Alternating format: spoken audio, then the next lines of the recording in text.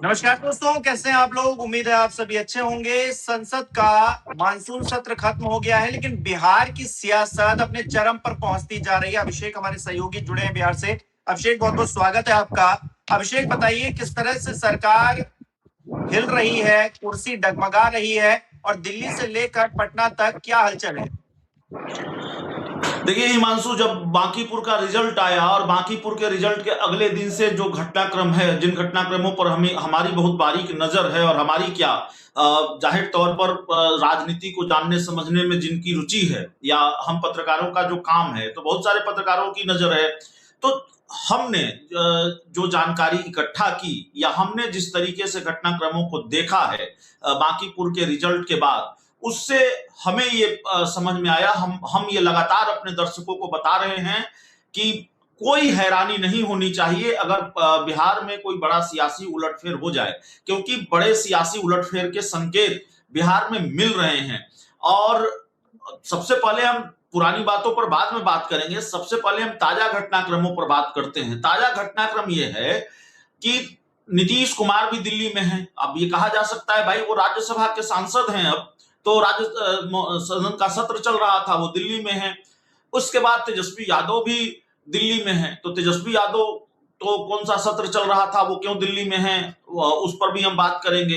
तो नीतीश कुमार और तेजस्वी यादव दोनों दिल्ली में हैं और नीतीश कुमार ने अपने सांसदों के साथ मुलाकात की है। कल तक तो उनके सांसद शिकायत कर रहे थे कि भाई हमारी तो मुलाकात ही नहीं हो पा रही है नीतीश कुमार से, लेकिन नीतीश कुमार अपने सांसदों से मुलाकात करते हैं, लोकसभा के अध्यक्ष से भी मुलाकात करते हैं, पीएम मोदी से भी मुलाकात होती है। लेकिन उनके अपने सांसदों से मुलाकात की चर्चा बिहार के राजनीतिक गलियारों में खूब है। और तेजस्वी यादव भी दूसरी तरफ दिल्ली में हैं, वो भी अपने सांसदों के साथ मीटिंग करते हैं और इसके साथ प्रेस कॉन्फ्रेंस करते हैं, राजभवन मार्च का ऐलान करते हैं। तो देखिए, खबर ये नहीं है, खबर तो है कि तेजस्वी यादव राजभवन मार्च करने जा रहे हैं, पहले के मुकाबले में ज्यादा आक्रामक हैं और विपक्ष के नेता के तौर पर जो उनकी भूमिका होनी चाहिए उस भूमिका में हैं। लेकिन सवाल है कि क्या तेजस्वी यादव और नीतीश कुमार दोनों इस बात की जांच करने में जुटे हैं, ये टेस्ट करना चाहते हैं कि उनके विधायक, उनके सांसद उनके साथ हैं कि नहीं है, ताकि अगला कदम बढ़ाया जा सके। इस बात की भी चर्चा है कि तेजस्वी यादव और नीतीश कुमार दोनों ये देख लेना चाहते हैं सांसदों से जो मीटिंग हुई है, क्योंकि जेडीयू के सांसदों के बारे में भी कहा जाता है कि भाई वो ज्यादातर बीजेपी के हो चुके हैं सांसद विधायक, और आरजेडी के सांसदों के बारे में भी चर्चा रही है कि वो टूट जाएंगे, विधायक टूट जाएंगे। हालांकि कोई टूट हुई नहीं है, ना आरजेडी में न जनता दल यूनाइटेड में। राज्यसभा के चुनाव के वक्त आरजेडी के एक विधायक फैसल रहमान ने आरजेडी को गच्चा जरूर दिया, ये तेजस्वी यादव के लिए थोड़ा नुकसान का सबब रहा, लेकिन कोई बड़ी टूट आरजेडी में नहीं हुई है। लेकिन दिल्ली में जिस तरह से नीतीश कुमार जमे हुए हैं, तेजस्वी यादव जमे हुए हैं और दोनों ने अपने अपने सांसदों के साथ मीटिंग की है, और उसके बाद पटना में एक बड़ा घटनाक्रम सामने आया है। पटना में एक बड़ा घटनाक्रम ये सामने आया कि सम्राट चौधरी जो मुख्यमंत्री हैं, उन्होंने कैबिनेट की मीटिंग की। तो कैबिनेट की मीटिंग में तो जाहिर तौर पर एनडीए कोटे के सारे मंत्री शामिल होंगे, तो एनडीए कोटे के सारे मंत्री शामिल थे कैबिनेट की मीटिंग में। लेकिन कैबिनेट की मीटिंग के बाद मुख्यमंत्री सम्राट चौधरी ने बीजेपी कोटे के मंत्रियों के साथ अलग से मीटिंग की, सीक्रेट मीटिंग जिसको कहा जाता है, हम लोग अपनी डिक्शनरी से वो सब निकालते हैं, सीक्रेट मीटिंग। तो सवाल है कि ये जो सारे घटनाक्रम हैं, ये इस तरफ इशारा कर रहे हैं कि बिहार में कोई बड़ा सियासी उलटफेर होने जा रहा है। और हिमांशु, राजनीति में इतने संयोग नहीं होते, ये बार बार हम कहते हैं, जब भी चर्चा होती है या जब भी हम ऐसे घटनाक्रमों पर बात करते हैं, तो हम ये कहते हैं कि सियासत में इतने संयोग नहीं हुआ करते हैं। और कम से कम बिहार में तो जब बाजी पलटती है, बिहार में जब पाला बदलते हैं नीतीश कुमार, जेडीयू जब पाला बदलती है, तो इस तरह के सियासी घटनाक्रम देखने को मिलते हैं। जब बिहार में सत्ता का समीकरण बदलता है तो किस तरह के सियासी घटनाक्रम देखने को मिलते हैं, यह भी मुझे मालूम है। मैं पिछली बार जब नीतीश कुमार ने पाला बदला था, उन घटनाक्रमों का जिक्र करता हूं, और उसके बाद फिर बांकीपुर के रिजल्ट के बाद कितने घटनाक्रम, कितने संयोग सामने आए हैं, जो संयोग नहीं है प्रयोग हैं, वो सब कुछ बताऊंगा।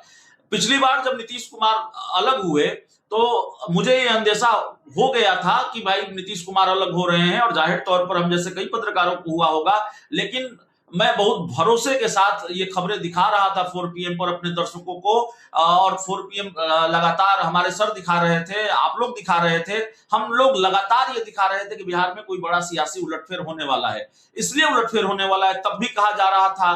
क्या हुआ कि सुभाष चंद्र बोस की जयंती थी, नीतीश कुमार राज्यपाल के साथ कार्यक्रम में शामिल हुए और उनके साथ फिर राजभवन चले गए, और नीतीश कुमार इंडिया गठबंधन का हिस्सा थे। तब तो चर्चा हुई कि भाई नीतीश कुमार राजभवन क्यों गए राज्यपाल के साथ और किसी कार्यक्रम से। तो किसी ने कहा, जेडीयू के लोगों ने बताया कि भाई ये तो विश्वविद्यालयों की कुलपति की नियुक्ति का मामला है। तो नीतीश कुमार मिले हैं, तो मैं भी क्या नीतीश कुमार विश्वविद्यालयों की कुलपतियों की नियुक्ति के लिए राजभवन जाते हैं। और उसी दिन शाम में एक खबर आ गई कि जननायक कर्पूरी ठाकुर को भारत रत्न मिला है। और नीतीश कुमार मुख्यमंत्री थे, उन्होंने एक ट्वीट किया जिसमें उन्होंने केंद्र सरकार का आभार जताया और उस ट्वीट को डिलीट किया, और फिर उन्होंने लिखा कि आदरणीय माननीय प्रधानमंत्री जी का, आदरणीय प्रधानमंत्री जी का बहुत बहुत आभार। तो उससे ये अंदेशा हो गया था। रात को 11:30 बजे, मुझे याद है, रात को 11:30 बजे ये संयोग हुआ था कि नीतीश कुमार प्रधानमंत्री नरेंद्र मोदी को आभार व्यक्त करते हैं, एक ट्वीट डिलीट करते हैं और दूसरा ट्वीट और ज्यादा तारीफ वाली होती है उसको ट्वीट किया जाता है। ये सारे संयोग होते हैं। अब बांकीपुर के रिजल्ट के बाद क्या क्या हुआ है जरा देखिए। जेडीयू बहुत पहले से असहज है। जब सम्राट चौधरी मुख्यमंत्री बने तो नीतीश कुमार को यह भरोसा दिलाया गया, जेडीयू के लोगों को यह भरोसा दिलाया गया कि ठीक है भाई, सरकार बीजेपी की रहेगी लेकिन नीतीश मॉडल पर ही काम होगा। लेकिन बिहार में जो कुछ इस मॉडल पर हो रहा है, AK-47 वाले मामले ने कितनी फजीहत कराई है सरकार की, और इसी मामले में तेजस्वी यादव माफ कीजिएगा, राजभवन मार्च करने जा रहे हैं। उसके बाद जिस तरह से बिहार में स्कूलों का रंग भगवा किया जा रहा है, उसको लेकर भी जेडीयू बहुत सहज नहीं है। जो एनकाउंटर मॉडल है उसको लेकर भी जेडीयू बहुत सहज नहीं है। इसके साथ ही बहुत सारी चीजें हैं जिसको लेकर जनता दल यूनाइटेड बहुत असहज नहीं है। और बांकीपुर के चुनाव के बाद जेडीयू को मौका मिला बीजेपी पर आक्रामक होने का। ये बात जरूर ठीक है कि नीतीश कुमार का वो तेवर, वो अंदाज और मिजाज पहले जैसा नहीं है। नीतीश कुमार पहले वाले नीतीश कुमार नहीं है। अगर पहले वाले नीतीश कुमार होते तो शायद दोस्ती कब की टूट चुकी होती। लेकिन फिर भी जो संयोग दिख रहे हैं, बांकीपुर के रिजल्ट के अगले दिन से जनता दल ने मोर्चा खोल दिया, चारों तरफ से मोर्चा खोल दिया भारतीय जनता पार्टी के खिलाफ। जेडीयू के विधायक हैं अनंत सिंह, उन्होंने क्या कहा देखिए। जेडीयू के विधायक की बातों को कितनी गंभीरता से लिया जाए न लिया जाए, उनका बयान कितना महत्वपूर्ण है गठबंधन के नेता के तौर पर या फिर गठबंधन के विधायक के तौर पर, इस पर बहस हो सकती है। लेकिन है तो वो जेडीयू के विधायक। उन्होंने कहा कि बीजेपी को घमंड हो गया था, हम पश्चिम बंगाल जीत गए, हम यहां जीत गए, हम वहां जीत गए, और लोगों को ये अच्छा नहीं लगा कि नीतीश कुमार के नाम पर आपने वोट लिया और फिर उनकी जगह कोई दूसरा मुख्यमंत्री हो जाए। तो लोगों को ये मैसेज अच्छा नहीं गया, और जिनको मुख्यमंत्री बनना हो वो अपने नाम पर चुनाव लड़े, जीत कर आए और मुख्यमंत्री बने। ये जेडीयू के विधायक बोल रहे थे। जेडीयू के दिग्गज नेता हैं, पूर्व सांसद है डॉक्टर अरुण कुमार, उनसे हमारी बात हो रही थी। उन्होंने कहा मुझे मालूम था बीजेपी का यह हश्र होना था। बीजेपी ने ऐसे उम्मीदवार खड़ा किए जिसके कंठ में आवाज नहीं थी। प्रशांत किशोर के सामने ये कहां ठहरते। श्याम रजक ने कहा कार्यकर्ताओं का सम्मान नहीं हुआ। तो जाहिर तौर पर जेडीयू एक तरह से जले पर नमक छिड़क रही थी। और एक घटनाक्रम और हुआ बांकीपुर विधानसभा के रिजल्ट के अगले दिन, 3 अगस्त को रिजल्ट आया, 4 अगस्त को, और वो सबसे पहले 4 पीएम ने अपने दर्शकों को दिखाया। 2024 को एक बयान दिया संजय झा ने, जिस दिन राष्ट्रीय कार्यकारी अध्यक्ष वो जनता दल यूनाइटेड के बने। दिल्ली में दिया गया बयान था, उन्होंने कहा किसी को सत्ता मिल जाती है, किसी को पावर मिल जाता है तो वो समझता है कि ताकत मिल गई और वो मेवा खाने लगता है। नीतीश कुमार से सीखना चाहिए कि पावर मिलने का और ताकत मिलने का सही इस्तेमाल कैसे किया जाता है। ठीक बात है, संजय झा ने जब ये बयान दिया होगा तब उनका संदर्भ कुछ और रहा होगा। मैं ये नहीं कह रहा हूं कि तब उन्होंने भारतीय जनता पार्टी पर निशाना साधा होगा। लेकिन क्या कारण रहा कि बांकीपुर के रिजल्ट के अगले ही दिन संजय झा का वो 2 साल पुराना बयान जेडीयू के ऑफिशियल सोशल मीडिया हैंडल पर डाला गया। तो उसका संदर्भ क्या था? उस बयान को डाला गया बांकीपुर रिजल्ट के बाद, और वो 2 साल पुराना बयान। तो तेजस्वी यादव तो मेवा खाने की स्थिति में नहीं थे, सत्ता तो तेजस्वी यादव को मिली नहीं। प्रशांत किशोर को भी नहीं मिली, वो तो एक ही सीट जीते, कांग्रेस को भी नहीं मिली। तो कहीं ना कहीं क्यों ना माना जाए कि सारा निशाना बीजेपी ही थी। और ये जब खबर चली तो संजय झा के बयान के उस हिस्से को फिर बाद में हटा लिया गया। क्यों हटाने की जरूरत पड़ गई? अगर कुछ गलत नहीं था उसमें, और जाहिर तौर पर प्रयोग नहीं था, तो फिर क्यों हटाना पड़ा? तो ये सारे घटनाक्रम जो हो रहे हैं, और इसके बाद इस बात की बहुत चर्चा है, बिहार की राजनीतिक गहमागहमी अचानक बढ़ गई है। जिस तरह से दिल्ली में तेजस्वी यादव और नीतीश कुमार की सक्रियता दिख रही है, तेजस्वी यादव अपने सांसदों के साथ और नीतीश कुमार अपने सांसदों के साथ मीटिंग कर रहे हैं, और बिहार में मुख्यमंत्री सम्राट चौधरी ने बीजेपी कोटे के मंत्रियों के साथ अलग से मीटिंग की है।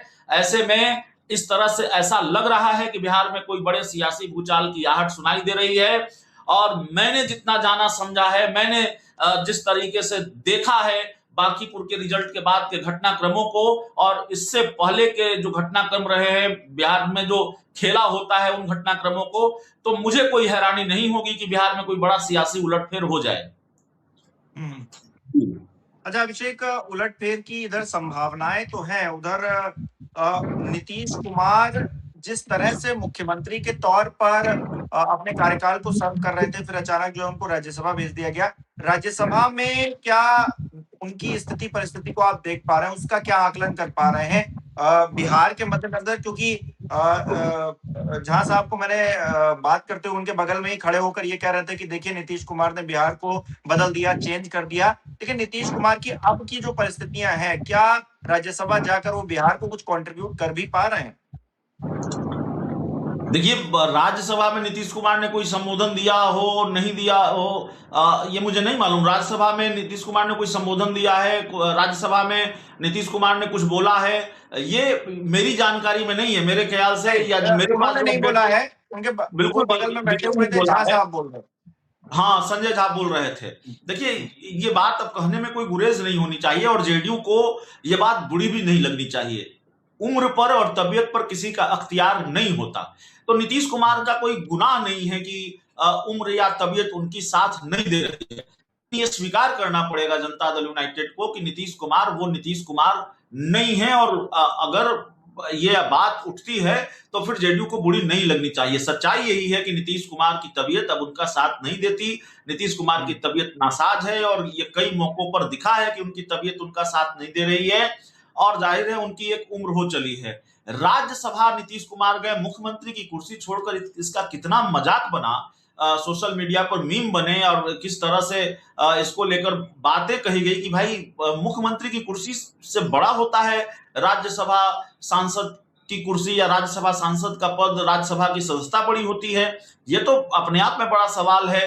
और जाहिर तौर पर अंदर खाने बहुत सारे खेल हुए हैं। नीतीश कुमार अपनी मर्जी से गए हैं। मुझे याद है कि नीतीश कुमार ने एक वक्त कहा था, जब प्रशांत किशोर को उनको अपनी पार्टी से बाहर करना था, या बाहर किया था जिस दिन उन्होंने, तो मुख्यमंत्री आवास में उन्होंने एक बात कही थी। प्रशांत किशोर के ट्वीट से नाराज हुआ करते थे, सीए एनआरसी पर जो प्रशांत किशोर का स्टैंड था, जेडीयू से इतर था, प्रशांत किशोर ट्वीट किया करते थे। तब नीतीश कुमार ने कहा था कि हमारी पार्टी कोई ट्विटर वाली पार्टी है, हम लोग ट्वीट जानते हैं।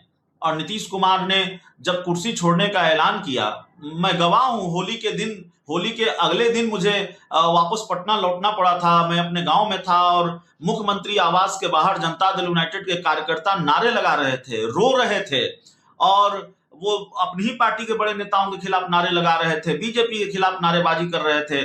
और जब मैंने उनका ट्वीट देखा, नीतीश कुमार ने थोड़ी देर बाद भी ट्वीट किया, उन्होंने सामने आकर क्यों नहीं ऐलान किया? मुझे तो अभी तक कोई उनका बयान नहीं याद आता है जब उन्होंने सामने आकर ऐलान किया हो कि भाई उन्होंने मुख्यमंत्री की कुर्सी छोड़ दी है और वो राज्यसभा खुद जाना चाहते थे। उन्होंने ट्वीट करके इसका ऐलान किया। तो जाहिर तौर पर ये बात किसी के गले इसलिए नहीं उतरती कि नीतीश कुमार अपनी मर्जी से राज्यसभा गए हैं और मुख्यमंत्री की कुर्सी उन्होंने छोड़ी है। अच्छा अभिषेक, ये बात तो क्लियर है कि नीतीश कुमार के लिए कंफर्टेबल सिचुएशन नहीं रही होगी, लेकिन आखिरी सवाल ये है कि अभी तक सम्राट चौधरी ने जितना कार्यकाल मुख्यमंत्री के तौर पर सर्व किया है, उसको आप 10 में से कितने नंबर देंगे राजनीतिक दृष्टि से देखते हुए? मैं नहीं, 10 में से 5 नंबर दूंगा। कुछ अच्छे काम भी किए हैं, लेकिन जाहिर तौर पर जिस तरीके की घटनाएं सामने आई हैं, ऐसा लगा कि बहुत जल्दबाजी है, या जिस तरह के आरोप उन पर लगते हैं कि भाई योगी बनने की जल्दबाजी है, और इसी में शायद वो भरत तिवारी वाला इनकाउंटर मामला हो गया, और इसी में शायद वो सिवान से इस तरह के मामले सामने आ गए, AK-47 वाला मामला। तो बहुत सारी चीजें हैं जिसने सम्राट चौधरी की फजीहत कराई है। 1-2 फैसले ठीक रहे होंगे, लेकिन 1-2 फैसलों से बात जाहिर है बनती नहीं है। नीतीश कुमार और सम्राट चौधरी में अंतर है। आपको याद होगा, नीतीश कुमार को अभी लोग मिस करते हैं और उनके राजनीतिक दुश्मन मिस करते हैं। प्रशांत किशोर ने बांकीपुर उपचुनाव के दौरान कहा कि भाई नीतीश कुमार 20 वर्षों में कभी उन्होंने लोकतंत्र की हत्या नहीं होने दी, और यही प्रशांत किशोर थे जिन्होंने विधानसभा के चुनाव में कहा था कि भाई नीतीश कुमार अगर अपने मंत्रियों के नाम उनके विभागों सहित बता देंगे तो फिर मैं मान जाऊंगा। या इसी बांकीपुर के उपचुनाव में कहा कि नीतीश कुमार का जो वीडियो है, वोट मांगने वाली जो अपील उन्होंने की है, वो AI वीडियो है। तो नीतीश कुमार पर हमला, नीतीश कुमार पर सवाल प्रशांत किशोर ने उठाए, लेकिन नीतीश जब वो बुरे फंसे, मुसीबत में फंसे, या उनको लगा कि हम फंस रहे हैं या हमारे साथ गलत हो रहा है, बिहार की सरकार गलत कर रही है, पुलिस का इस्तेमाल हो रहा है, चुनाव आयोग का इस्तेमाल हो रहा है, तो प्रशांत किशोर ने कहा कि नहीं, नीतीश कुमार तो 20 साल में उन्होंने राज किया और 20 साल में लोकतंत्र की हत्या उन्होंने नहीं होने दी। तो नीतीश कुमार और सम्राट चौधरी में जाहिर तौर पर बड़ा अंतर है। अब जो सवाल है वो सवाल है कि क्या बिहार में, ये जाते जाते दर्शकों के जहन में भी ये बात होगी कि बिहार में क्या ये खेला संभव है, बिहार में कोई सियासी उलटफेर संभव है। देखिए, ये बोलना नहीं चाहिए कि नंबर है इंडिया गठबंधन के पास। अगर जनता दल यूनाइटेड इंडिया गठबंधन के पास जाती है तो नंबर है इंडिया गठबंधन के पास, और इंडिया गठबंधन बिहार में सरकार बना सकती है अगर ऑपरेशन लोटस नहीं हुआ तो। एक खतरा तो बना ही रहता है ऑपरेशन लोटस का, और बीजेपी तो करती भी है। तो ऑपरेशन लोटस नहीं हुआ, या आरजेडी, कांग्रेस, जेडीयू ने ऑपरेशन लोटस नहीं होने दिया, तो बिहार में बड़े सियासी उलटफेर के संकेत हैं। और एक बात तो बिना किसी हिचक के मैं कह सकता हूं कि जनता दल यूनाइटेड और भारतीय जनता पार्टी के बीच अब पहले की तुलना में बड़ी दूरियां हैं। दोनों दल बहुत सहज नहीं हैं, और शायद इस बात की गुंजाइश तलाशी जा रही है कि सहज नहीं है, या इनके साथ अगर चलना मुश्किल है तो फिर आगे क्या किया जा सकता है। तो जेडीयू और राष्ट्रीय जनता दल, आरजेडी, दोनों अपने विधायकों और सांसदों को ये टटोलना चाहती है कि भाई हमारे साथ कितने हैं, या पूरे हमारे साथ हैं कि नहीं है। और देखिए, जनता दल यूनाइटेड के बारे में ये बात हम क्यों कह रहे हैं। जेडीयू के पास 2 ही रास्ते हैं। या तो आप, जेडीयू तो कहती है, नीतीश कुमार कहते रहे, हम क्राइम, करप्शन, कम्युनलिज्म से समझौता नहीं करेंगे। भारतीय जनता पार्टी और जेडीयू बहुत ज्यादा वक्त तक साथ रही है, लेकिन जेडीयू और बीजेपी के रास्ते अलग रहे हैं। दोनों की नीतियां, दोनों की विचारधारा अलग रही है, और भारतीय जनता पार्टी अपने एजेंडे पर कभी सरकार नहीं चला पाई नीतीश कुमार के रहते हुए। भले ही बीजेपी के पास सीटें ज्यादा थी, लेकिन जब तक नीतीश कुमार मुख्यमंत्री रहे, बीजेपी अभी जो कर रही है, जैसे स्कूलों का रंग भगवा होना, वो नीतीश कुमार ने नहीं होने दिया होता। मेरी जानकारी में तो यह भी है, जितनी मेरी जानकारी है, बिहार में तिरंगा यात्रा निकाली गई, जिसमें से जेडीयू कोटे के दोनों डिप्टी सीएम नदारत रहे, जेडीयू के कई मंत्री उसमें शामिल नहीं हुए। तो यह भी अपने आप में एक बड़ा संयोग है। और नीतीश कुमार जब मुख्यमंत्री बिहार में थे तो एक बार भी बिहार में तिरंगा यात्रा नहीं निकाली गई। मैं तिरंगे पर कोई सवाल नहीं उठा रहा हूं, तिरंगा हम लोगों का गर्व है, और तिरंगे से किसी को क्या परहेज हो सकता है। तिरंगा के प्रति हम सब लोगों का सम्मान है, और 2 दिन बाद स्वतंत्रता दिवस आ रहा है। लेकिन भारतीय जनता पार्टी जो के आजमाती है, उसके राजनीतिक मायने तो निकलते ही हैं, और उसको राजनीतिक चश्मे से देखा जाता है। तो भारतीय जनता पार्टी अपनी पिच पर खेल रही है। बिहार में ऐसा लग रहा है सिर्फ बीजेपी की सरकार है, और ये परसेप्शन सरकार को लेकर बन रहा है। तो जनता दल यूनाइटेड बहुत असहज है, और इसीलिए जेडीयू के सामने 2 ही रास्ते हैं। या तो भारतीय जनता पार्टी के पिच पर वो आ जाए, भारतीय जनता पार्टी जिस रास्ते चल रही है उसी रास्ते पर चले, तो फिर जनता दल यूनाइटेड का क्या होगा। जेडीयू का जो वोट बैंक है, आपको ये भूलना नहीं चाहिए कि जो मुस्लिम वोट बैंक है वो भी आरजेडी के साथ तो है ही, लेकिन वो जेडीयू के साथ भी है। नीतीश कुमार पर जो मुसलमान हैं वो भरोसा करते रहे हैं। नीतीश कुमार ने कई ऐसे काम किए हैं जिसके जरिए उन्होंने मुस्लिम वोट बैंक को साधा है। इसके साथ ही बहुत सारे फैक्टर हैं। अगर अगर बीजेपी के रास्ते पर या बीजेपी की नीतियों पर जनता दल यूनाइटेड चलेगी, तो फिर जेडीयू की जो जमा पूंजी है, उसका वोट बैंक, उसका क्या होगा, यह भी अपने बड़ा सवाल है। फिर दूसरा रास्ता यह है कि अगर आप दूर तक नहीं चल सकते, बीजेपी के साथ नहीं चल सकते, तो आप दूसरा रास्ता अपनाइए। और जनता दल यूनाइटेड का एक बड़ा धड़ा, एक बड़ा धड़ा है, जेडीयू में एक बड़ी आबादी है जो ये चाहती है कि नहीं, हम तो आरजेडी के साथ ही ठीक थे, बीजेपी के साथ खतरा है, कल पार्टी समाप्त हो सकती है, तो आरजेडी के साथ चलना चाहिए। तो जेडीयू में दो राय है, लेकिन एक बड़ा धड़ा यह भी चाहता है कि बीजेपी के साथ सहज नहीं है, तो आरजेडी के साथ चलना चाहिए। मुझे लगता है कि अंदर खाने दोनों तरफ से, आरजेडी की तरफ से, क्योंकि लालू यादव भी बहुत सक्रिय हैं, ऐसी जानकारी निकलकर सामने आ रही है इस पूरे मामले में, और आरजेडी की तरफ से और जेडीयू की तरफ से भी इस बात की गुंजाइश तलाशी जा रही है। और ये जो खबर निकलकर सामने आ रही है कि दिल्ली में नीतीश कुमार अपने सांसदों से मिल रहे हैं, तेजस्वी यादव अपने सांसदों के साथ मीटिंग कर रहे हैं, तो ये इसी गुंजाइश की कवायद के तौर पर मैं समझता हूं कि इसको देखा जाना चाहिए। जी बिल्कुल। बहुत बहुत शुक्रिया अभिषेक, हमारे साथ जुड़ने के लिए, तमाम बातचीत के लिए, समझाने के लिए कि जो पिछले कुछ वक्त से घटनाक्रम चल रहा है वो कहीं ना कहीं बिहार में एक बड़े सियासी तूफान की तरफ इशारा कर रहा है, संकेत कर रहा है। हमारे दर्शक किस तरह से देख रहे हैं इस विषय को कमेंट करके जरूर बताएं। बहुत बहुत शुक्रिया आप सभी लोगों का।